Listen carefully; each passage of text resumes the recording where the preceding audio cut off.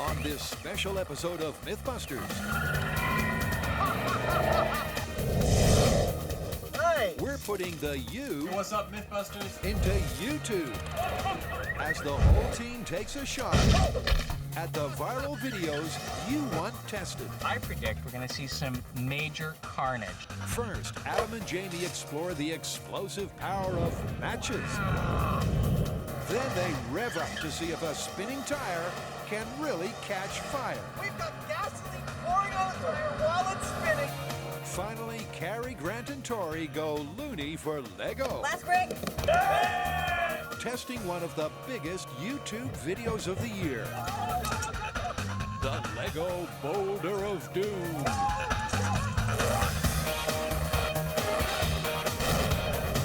Who are the Mythbusters? Adam Savage Don't lick the mixing spoon. and Jamie Hyneman. When in doubt, C4. Between them, more than 30 years of special effects experience. So the timing was perfect. Joining them, Grant Imahara, Tori Belleci, and Carrie Byron. He look like me now? They don't just tell the myths, they put them to the test.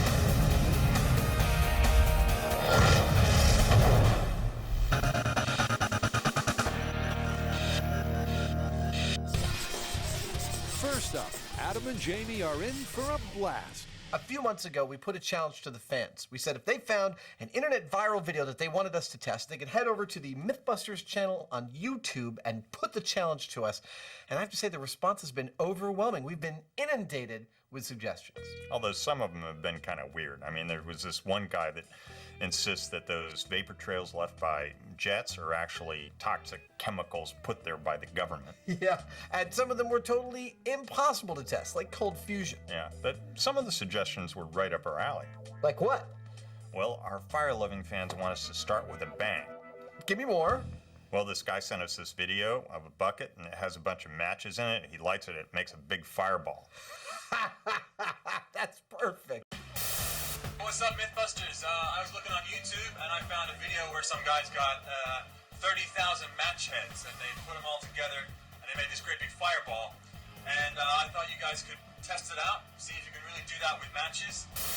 According to the video, the backyard blast was made using a tin bucket, 30,000 match heads, and one slow-burning fuse.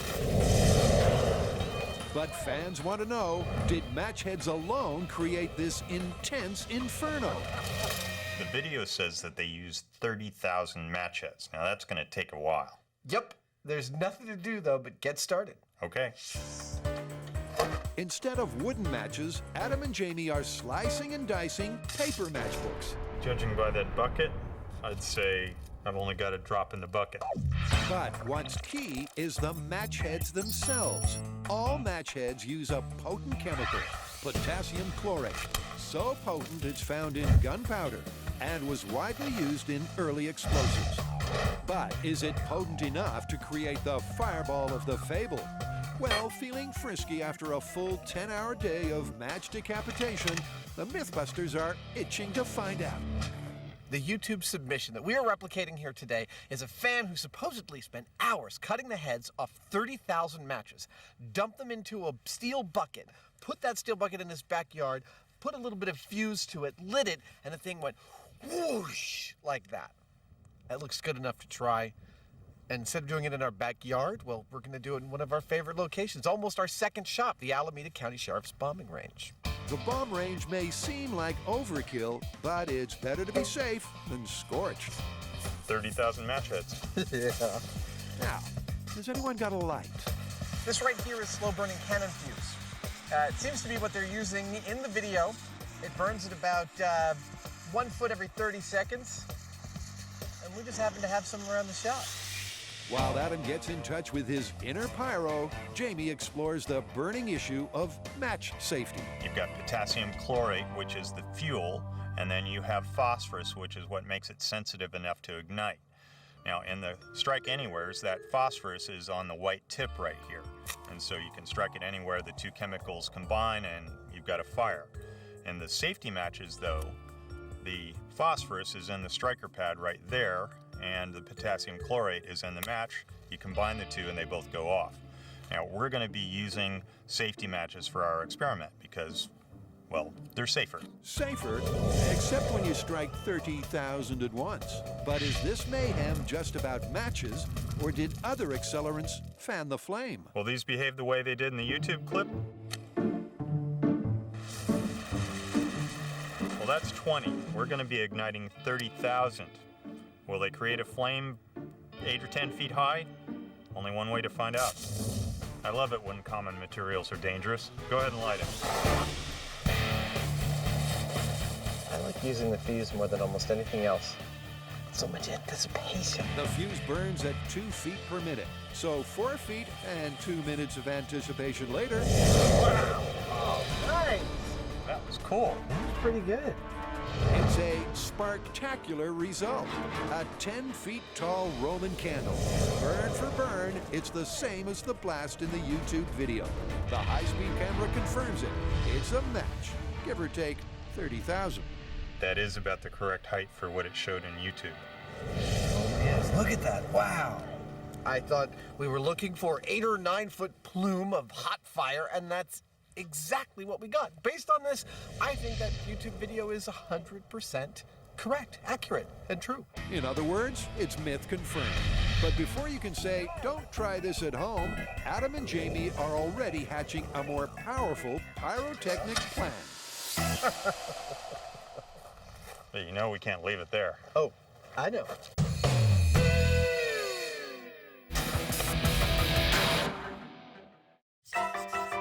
But now, Carrie, Grant, and Tori are going to keep things rolling. Okay, so what have we got? Okay, so this next one is one of the most requested viral videos, and it's amazingly large. And by amazingly large, I mean ridiculous. All right, spit it out. All right, it's a viral video that involves a giant ball of Lego rolling down the streets of San Francisco. I've seen that one.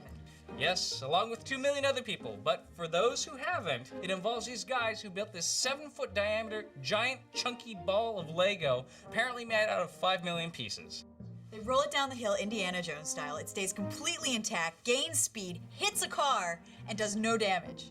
All right, so the fans want us to test if this is real or a bunch of Lego lies. Exactly. This Indiana Jones Lego boulder was in the top 3 most requested videos for this YouTube special. Fans want to know if a giant ball of bricks will really roll down a road like this. And then maybe hit a car. Well, Carrie, Grant, and Tori think there may be a few pieces missing to this myth. Think they'll notice? You know, it's hard to tell whether or not this ball is real by just looking at the video. Yeah, actually, most of our fans think it's fake, but I think we can actually test this on 3 parameters.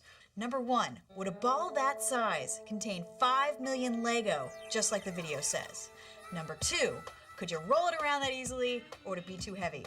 And number 3, would it react the way it did in the video, you know, rolling down the hill and hitting the car? Yeah, and I think that last point is the most interesting because watching the video, hardly any pieces of Lego come off the ball as it's rolling down the hill, and after it hits the car, it does hardly any damage. Yeah, the fans seem to think that it's a lightweight core of some sort with Lego on the outside, but a solid sphere of Lego that size would cause a lot more damage and could be lethal. Okay, first up, I think we need to talk to some experts. What, are we gonna go find some 8-year-olds? No, I think we need to go to Legoland. Legoland? Let's go! Brilliant. So they need answers to 3 questions. Do you really need 5 million bricks to make a 7-foot ball? Could you really roll it so easily? And would a collision with a car really cause no carnage? But before all that, their first task is to find out how to even build a 7-foot Lego sphere in the first place. And it looks like they've come to the right place. Legos aren't the only things they have here. They also have rides. Let's go!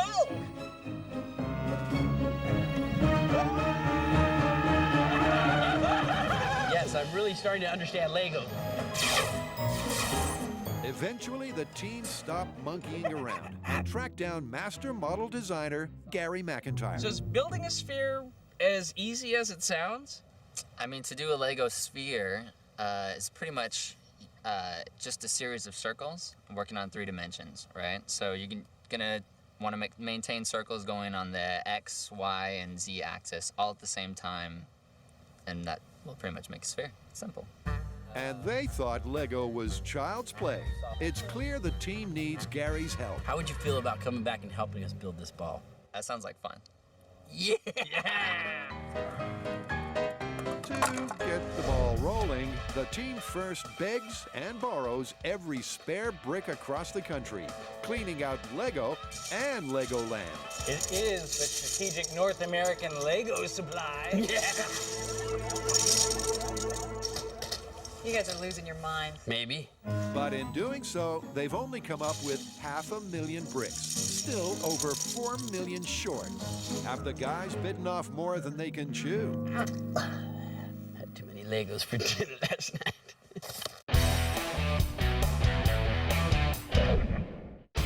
It's the Mythbusters YouTube special, and it's time to turn up the heat. I think I know what's coming up. Give me a hint. Well, you know when you burn rubber on a car? Yeah. Makes a lot of smoke, right? They say where there's smoke, there's fire. That's what this next myth is about. The YouTube posting that posits if you spin a car tire fast enough and for long enough, it'll actually catch fire. You bet. Check this video out. Okay. Dear Mythbusters, I want to know, can you ever spin a car's wheels so fast that the tires catch fire? Please test this. The special effects won't win an Oscar, but it's clear what this web rev head wants. The video looks a little dodgy to me, but I like the idea. How do you want to test it? I can't see that it gets much simpler than this one. We get a nice powerful car and a bunch of tires, secure the brakes in the car so it doesn't get out of control, some temperature monitoring equipment for seeing how hot it's getting, and we spin and burn those tires until we get some fire. I like it. I thought you would. Cavemen first used friction to make fire, but can the same thing happen when rubber meets the road? Well, to find out, the guys have found a muscle car with enough grunt to spin the tires fast enough to maybe burn rubber. And it's all going down at the local police training center. Well, this myth is pretty simple. The myth is that if you're doing a tire burnout, i.e. screeching your tires on the pavement, that you can get them going fast enough that they will burst into flames. I think the testing for this is pretty straightforward. First up, pedal to the metal Hyneman wants to put the car through its paces. He's heard the officers here are fond of donuts. He disappeared in a cloud of smoke. All this smoke, it's clear that the car's got the grunt that this myth needs. It looks like a nice car. In fact, it's a lot nicer than it looks. In there is a race-prepped V8 that's running at about 375 horsepower. This is one of the most powerful cars we've ever been allowed to abuse. We're going to enjoy the moment.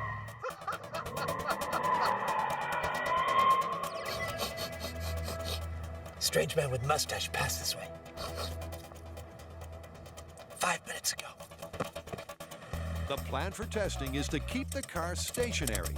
I'm gonna goose the front up just a little bit. Then they'll rev the engine until they get a tire of fire or the car cracks up.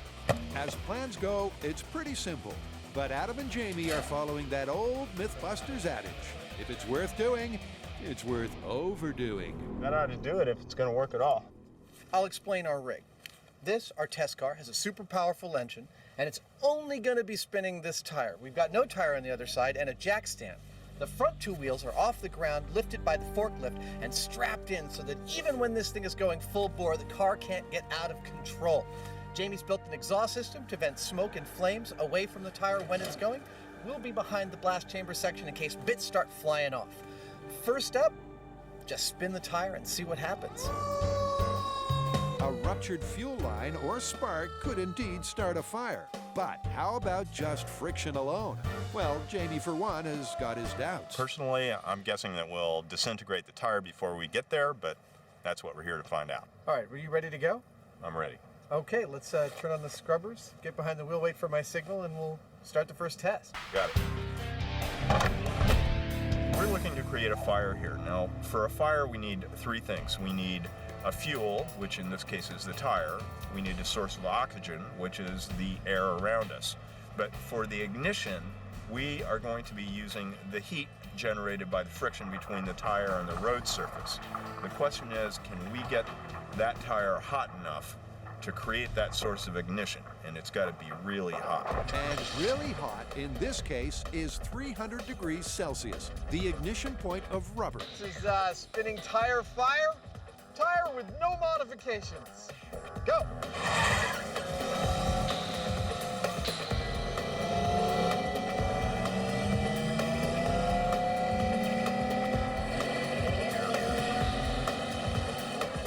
Jamie redlines the engine for over a minute. But there's no sign of flame. And with the car at full tilt, the question is what will blow first, the tire or the engine? Oh! Stop! And there's your answer. Shut it down, Denny. Jamie's prediction was right on the rubber. The high-speed camera reveals how the tire burst before it could ignite. And what's left is way below flash point. It's not hot. The thing is not hot. I mean, the tread failed, and what was underneath wasn't very hot at all. So for test one, where there's smoke, there's fire, couldn't have been more wrong. But rest assured, the Mythbusters aren't giving up without a fight. I think you might need some of our firemen's oxygen, though. How you feeling? Yeah, I want to close the windows this time.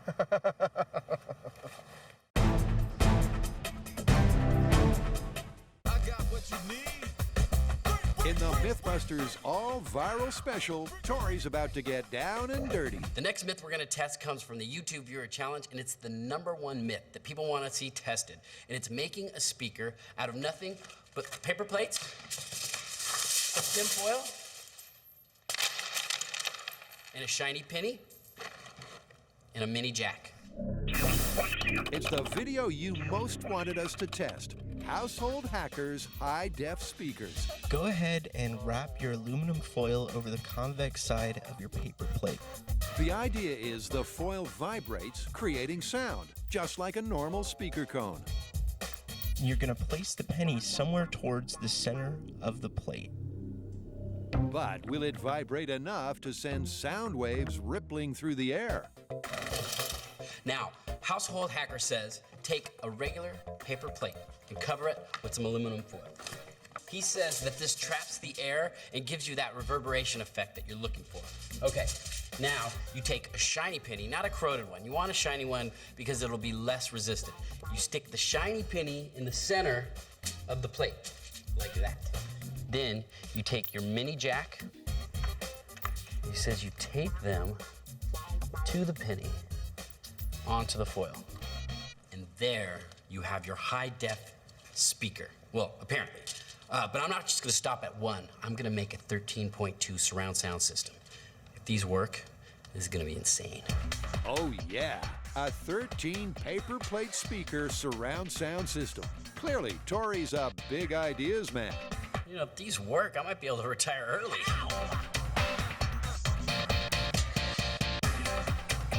But even before he busts a move, Tori's already busted the cost of this myth. Now, the claim is that these speakers cost less than $1 to make. Now, I call internet bullcrap because these mini jacks cost $10 each. So right there, you've already blown your budget. So if he's lying about that, my feeling on whether they're working, he's probably not telling the truth on that part either. So is there much truth to this tinfoil tale? Well, Tori's picked a funky little number to put it to the test. The CD player is connected to the speakers via mini jack routers. All Tori needs now is a guinea pig. Or should that be rock pig? What's supposed to happen here? You're about to get your mind filled with amazing quality sound from tinfoil covered plates. Now, play that funky music, white boy. Are you ready? In 3, 2, 1, yeah!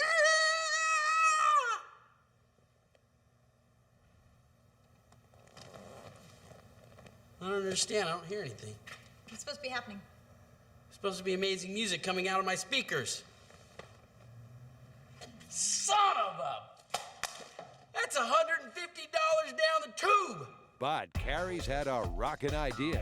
Maybe there's not enough power to drive all 13 speakers at once. Maybe all these speakers in parallel are lowering the impedance. Maybe that's your problem. Oh, I didn't think of that.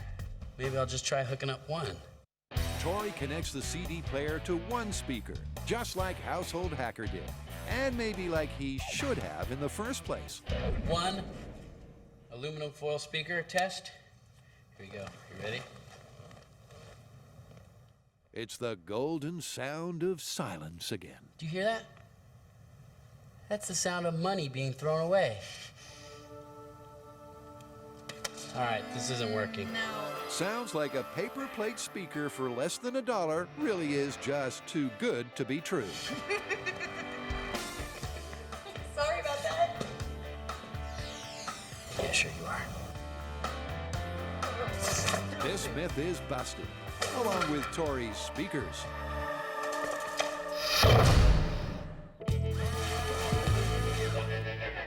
The Mythbusters YouTube special's been packing heat with the 30,000 match head fireball. Adam and Jamie confirmed the myth, but their viral fan has an even hotter idea. I thought you guys could test it out, see if you could really do that with matches. And if it's true, maybe you can get together like 1 million matches or something. See what happens then, that would be cool. Okay, but cutting 1 million matches is a big job. All right, first of all, thank you guys for coming to help out. Which means the Mythbusters sweatshop is open for business. 1 million match heads is what we've got to assemble. Even at 50,000 per case, that's still 20 cases of matchbooks we've got to peel, cut, and assemble. So we called everyone we could. We've got a 12-person assembly line going. We've got 250,000 match heads so far. I'm feeling pretty good about hitting 1 million by the end of the day. 1 million match heads is mind-bogglingly massive and a Mythbusters first.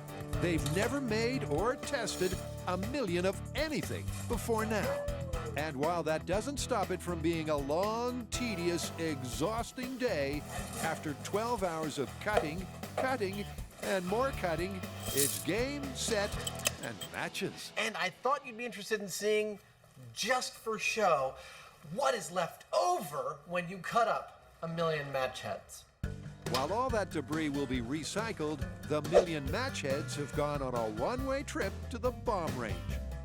1 million match heads. Let's go get them. Instead of a 1-gallon bucket, they need a 44-gallon drum to hold all the match heads. For added shock and awe, they're burning them at night with the help of bomb tech JD. What now? 1 million match heads. 1 million? 1 million. You guys have way too much time on your hands. And having too much time on their hands is something Adam and Jamie do best. We caught sight of a nocturnal Hyneman foraging.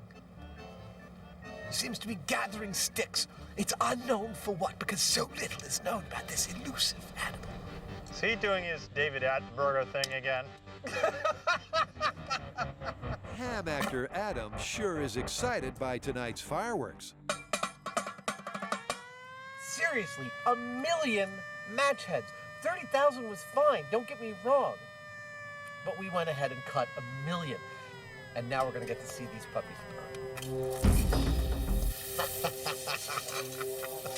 Can you imagine if this went off while we were here? If it does go off, it's time to de-ass the area with the quickness. De-ass the area? I like that. That's my new favorite phrase. A quick de-assing plan could come in handy. This crazy request is 33 times larger than the original match blast. But Jamie thinks it could be even bigger. There are times when we're dealing with explosives and other energetic materials that scale isn't linear. In other words, we can get something like a thermal runaway and we get a lot more boom than we planned on because things kind of escalate out of control. Could happen. And when out of control is on the agenda, Adam can't help but laugh like a maniac.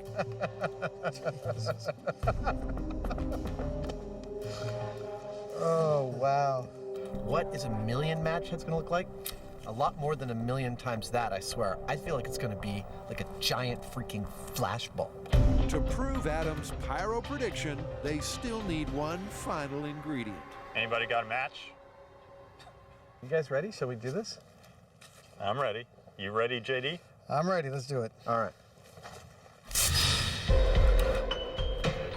A million match blast has never been attempted. It's unknown, highly explosive territory. So Adam uses a longer fuse for added safety. Lights out. This is one of the coolest things we've done. Or possibly the stupidest. But now there's no turning back. Here we go. Yeah! That was awesome! That was exactly like the small one, only bigger. Lots bigger. I saw match heads like salt and pepper in the flame ball. It just kept getting brighter and brighter and brighter and larger. It's a massive fireball, at least 50 feet high. The high-speed camera reveals the rapid acceleration of the burn. 1 million matches went up in smoke as quickly as 30,000. It's like a rocket engine. A giant blowtorch. Even Jamie giggled, and I think that's a testament to just how thrilling it was to watch it happen in front of us. Which brings us to the disclaimer. Say it with me. Do not try this at home. If I find out that any of you tried this at home, I'll personally come to your house and kick your butt. You got that? Seriously, there's no need to try this at home because we've done it for you. And they say you shouldn't play with matches.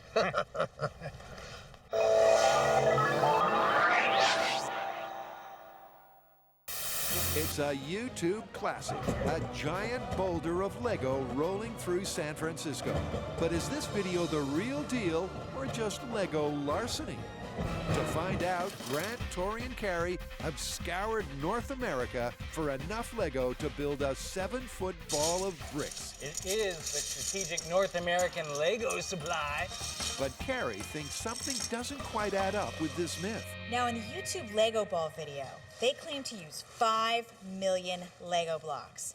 We've cleared out North America of all of the excess Lego, and we've come up with a little over 500,000. I have some serious doubts that they were able to come up with a whole 5 million for their video. While Carrie has her doubts about the number of blocks, Grant wants to find out what a 5 million brick ball would weigh. So that's pound. Now, to find out how many are in a pound. 88 pieces. By seeing how many bricks make up a pound, it'll be grade school math to calculate the weight of 5 million. So that is 160 bricks per pound. Meaning that a 5 million brick ball would weigh a car-crushing 10 tons. Yet despite being rolled down a steep hill, the YouTube ball didn't bend a fender. That makes the 5 million brick boast seem a little unlikely. But they won't know for sure until they build their own. So they've enrolled in Gary's Lego Ball Building 101.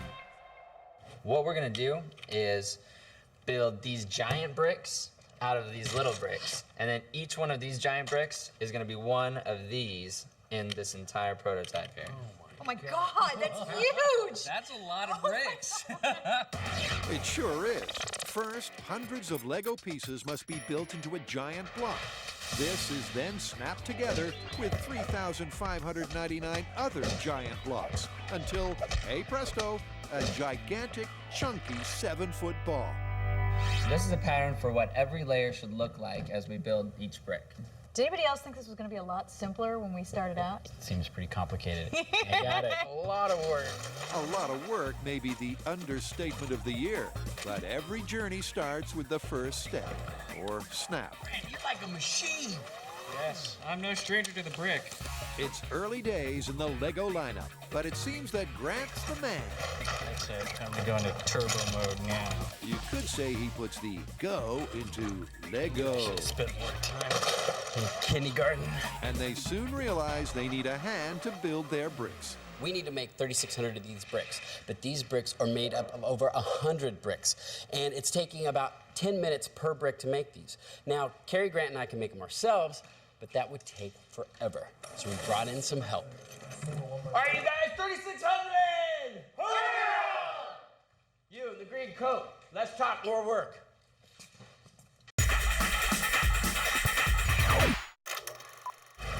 Meanwhile, things are reaching breakneck speed in the test to see whether a spinning car tire can ever catch fire.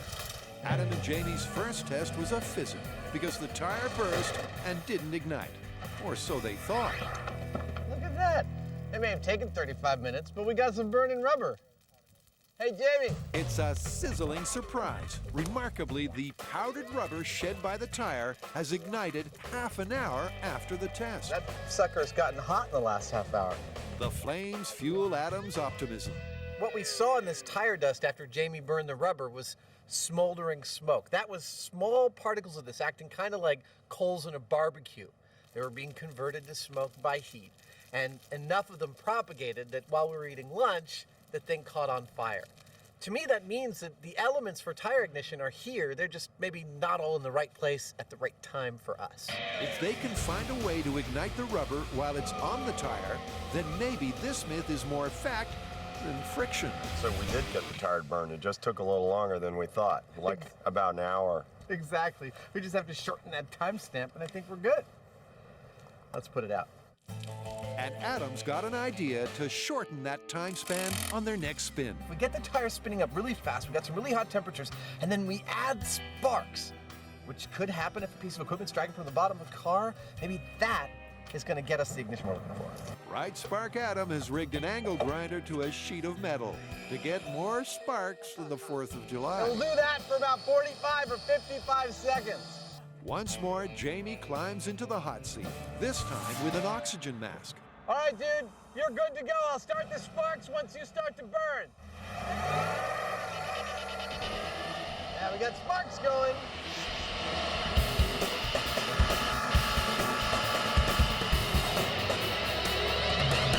It's like we're being transported to a mystical land. 2 minutes and the tire hasn't blown. Jamie floors the V8 once more. All right, he's really meaning it now. Oh, there we go. The tire is totally total. But even with sparks, once again, no fire.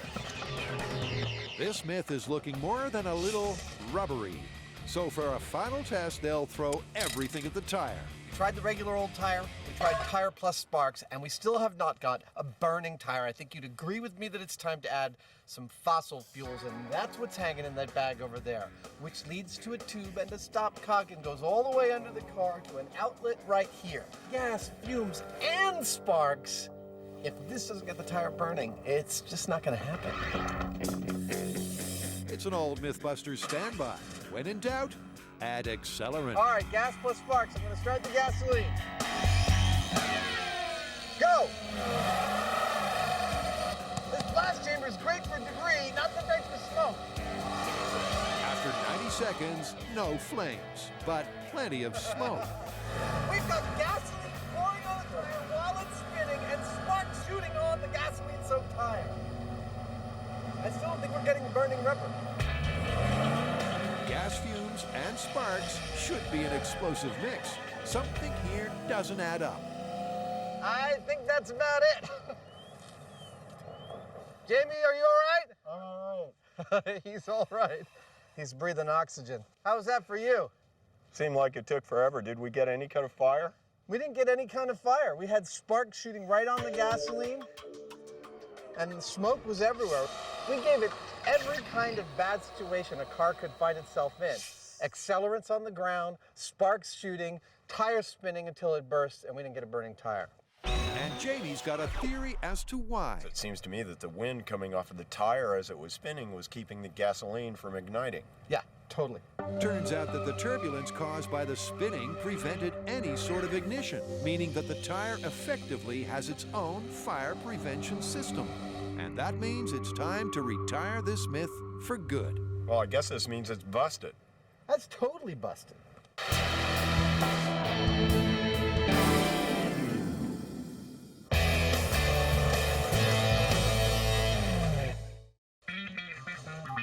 Tori and Carrie are up to their arms in Lego, testing whether this YouTube video is really real. They've employed a Lego army to build 3,600 super blocks to make the ball. But with half the ball complete, they're running out of their 500,000 tiny pieces. And that busts the first part of the myth right there. They won't need anything like the 5 million bricks the video claimed were used to build the ball. But they will need another 500,000 to finish it. So Carrie goes looking for a Lego loan. We hear you have the largest private collection of Lego in the entire world. Now, why is that? Well, I am an artist who works with Lego bricks. I am a brick artist. Nathan Sawaya is one of the world's leading Lego artists, found in galleries and museums worldwide. And Carrie hopes he has the odd brick or two to spare. Would you be willing to lend us enough to finish off this crazy ball? I would be more than happy. I'm happy to send out about 500,000. Should that do it? So you just have 500,000 you can just flow our way? Well, here and there. And that pretty much flattens part 2 of the Lego ball myth. At 3,000 pounds, pushing this ball might be a tougher chore than the video depicts.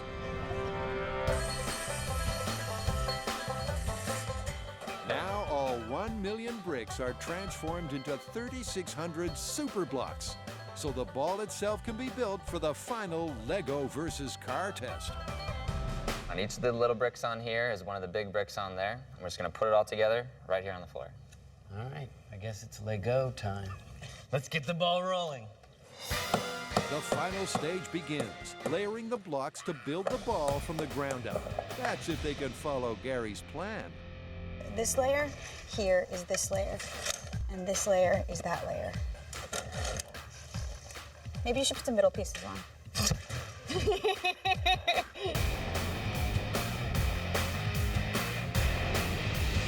After 2 whole days, the last big brick is hammered into place. Last brick. All in all, it's just another brick in the ball. But it's the final one, after one of the longest builds in the hallowed history of Mythbustery. The labor involved in building this ball was intense. We had an army of volunteers. All of us worked around the clock for 2 weeks. It was just one of the biggest builds that we've ever had, and it was just little Lego bricks. Can't imagine that the few people we saw in the video actually spent the time to build a Lego ball like this. And now they've done the time, it's time to do the crime. All right, well, that leaves rolling the ball down the hill. We need to see if it's gonna do the same damage, if any, when it smashes into that car. Yeah, but there's a problem. What's that? Well, I know that the video was filmed in San Francisco. We can't get permission to just roll it down a neighborhood street. It's way too dangerous. All that work for nothing? No, actually, we have a backup plan. You know the paved road up to the Alameda bomb range?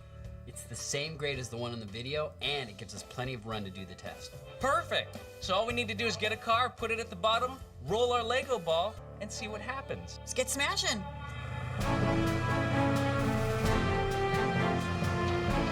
Giant Lego ball, here it comes.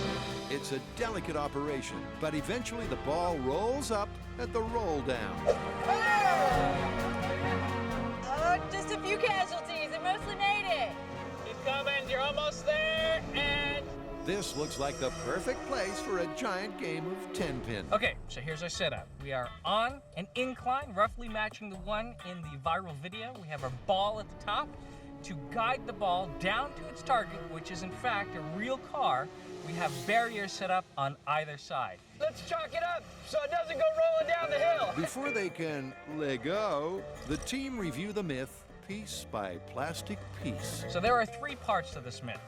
First, that a ball of this size required 5 million pieces. That one's busted. We only used 1 million pieces to get to a ball this size. The second part of the myth is that this ball is easily moved around, but there's no way that's possible. This ball weighs 3,000 pounds, so that part of the myth is busted. And the third part of the myth is that the ball rolls down the hill and bounces off a car. Will that be busted or confirmed? We're about to see. And after putting in so many hours and so much hard work to build their big rainbow-colored ball, the team is hoping for a big finale. Grant's got a perilous prediction for a fantastic plastic car-crushing ball of doom. I predict we're going to see some major carnage. The ball is going to roll down there, chunk, chunk, chunk, chunk, chunk, pieces flying off everywhere, and ba-boom! It's going to hit the car at the bottom and cause mayhem. It's only 3,000 pounds. Okay, we're clear. We're ready to roll. Oh no! I can't believe it! My heart's racing. You ready? All right, Ready? 1, 2,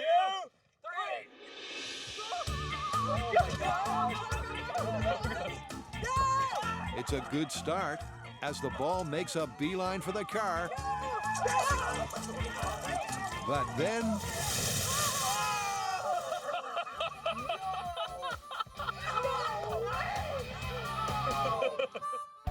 2 weeks and nearly 1,000 man-hours to put 1,000,000 bricks together and just 10 seconds to tear them apart. Didn't even make it to the car! Yeah! Clean up on aisle 5! The high-speed camera reveals a huge vertical split busted the ball wide open, along with the third and final part of the Lego ball myth. It's Strike 3 for this story.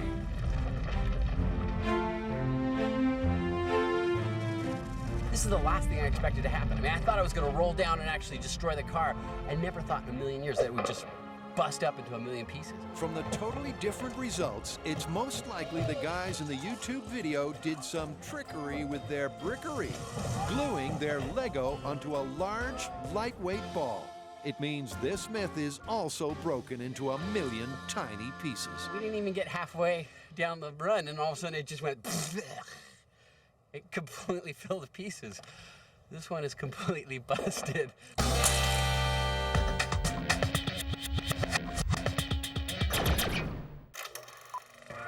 There's been a lot of monkeying around with matches by our Mythbusters. Jamie and Adam have applied heat to the YouTube Match Blast myth. They confirmed that 30,000 match heads are a blast. But then, at the request of a fan, they increased the inferno to 1,000,000. That was awesome! So, what's left to prove? You know what I like about doing this show is that we actually get to do stuff like light up 1,000,000 match heads. When the hell is that ever going to happen again? And yet I have to admit, somehow I just don't feel like it's enough. Well, you know, I was thinking about that, and what if we actually made the matches do work? Like, say we put them in a cannon and fired a cannonball with them, instead of just blowing something up. I love it. Let's do it. A cannon powered by match heads? I got your cannon right here. Oh, how about an old welding cylinder powered by matches? As is our way on Mythbusters, we're using tools and materials in ways for which they were never intended. This right here is a K-sized gas cylinder, but soon it's going to be a cannon. Now may be a good time to say, don't try this at home. Leave it to the experts. It's like a smoking gun. The plan is to make a muzzle-loading cannon, pack it with 60,000 matches, and see if that explosive energy can launch a cannonball. Or should that be launch a bowling ball? Because our hard-to-impress Hyneman is ready to get loaded. I'm done. You think it'll fit? It's going to be close. First, the 6-pound bowling ball needs a close shave. Totally doesn't fit. While Jamie sands his big orange ball, Adam gives the former gas tank a steel girdle and a set of wheels. Oh, that's awesome. All right, a few more welds. Welded and ready for duty. Well, that's a cannon. And there's a cannonball. Then it's back to the bomb range to see if 60,000 matches pack enough punch to send a 6-pound ball into the air. It's just another lovely day at the bomb range. Birds are singing, rabbits are hopping about, and soon there's going to be a big explosion. Gonna aim right there. With a bowling ball as the projectile, the boys have picked the perfect target.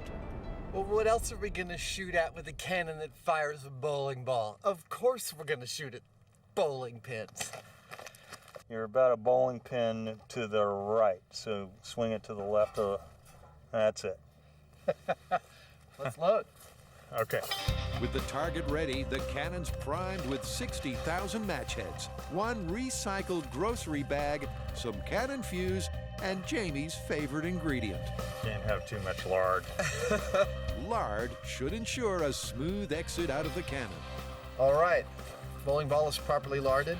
And this means they're ready to fire, though they're not sure what will happen when they do. There we go. There's nothing right about this setup. Everything is wrong. Our cannon here is actually a modified K-sized argon cylinder. Our cannon ball is actually a modified 6-pound bowling ball. Our propellant is actually modified books of matches, just the heads. There are so many variables, we don't know what's going to happen, but that's where a safe distance and the blast chamber panels come into play. Okay, I'm gonna light it and come around and make room for me over there, all right? Will do.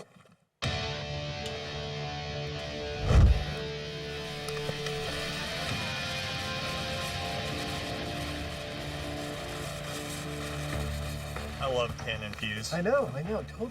You can see what it's doing. Yeah. It sort of builds anticipation. Adam's confidence grows as the fuse shortens. You know, personally, I think this is actually going to work. Bowling ball's going to come flying out of there and knock down all those pins. It'll probably break the bowling ball because it's going so fast, though. It's amazing. It's just match heads. I know. Oh, jeez, dude, that's awful. Okay, now it's inside.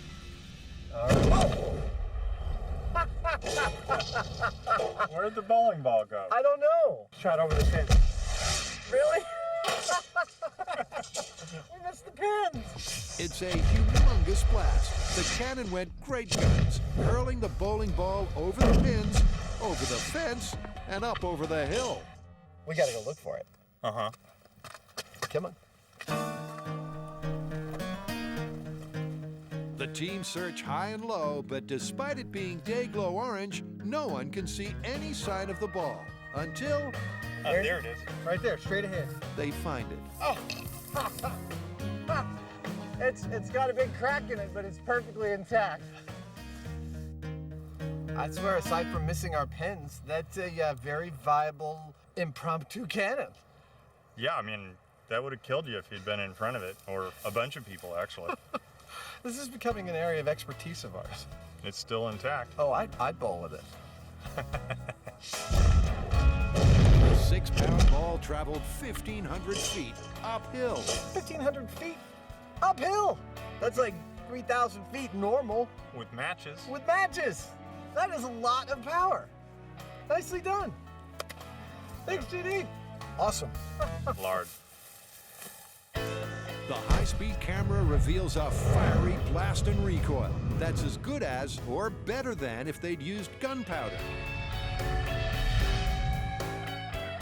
Not only have they confirmed the original myth, but the million match blast and the match cannon prove the explosive power of the chemicals contained in household matches. That was great. It was, you know, one of those things I had no idea that would actually work. Yeah. Well, proved the video was true and we topped it. You can't ask for more than that.